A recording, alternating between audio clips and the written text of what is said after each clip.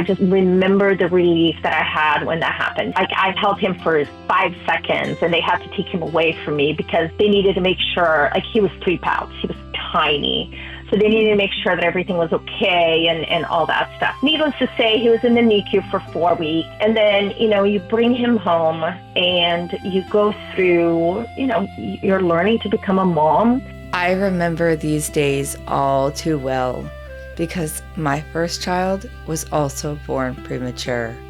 At 34 weeks, after 2 long weeks of doctors trying to keep him inside me, preparing him for the world, watching our vitals hour by hour as HELP syndrome tightened its grip on my body.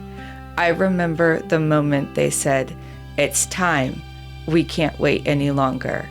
I remember the room shifting. I remember the fear. And I remember those same few seconds of holding him before they rushed him to the NICU, hearing that tiny little cry and thinking, okay, he's alive. He's here. Michelle and I share that beginning.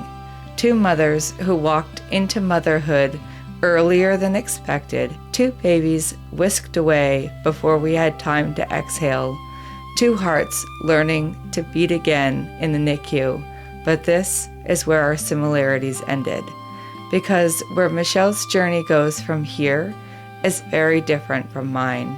And what she discovers, what she fights for, will change everything she thought she knew.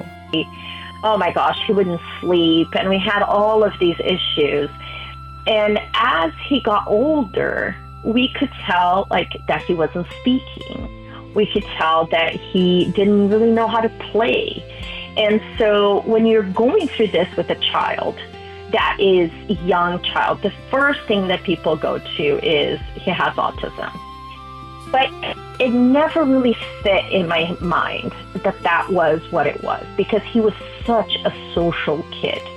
He wanted to talk. He wanted to participate. He wanted that human interaction. He just couldn't. For a while, I thought I was going crazy. Doctors were kind of looking at my husband going, she's making this stuff up.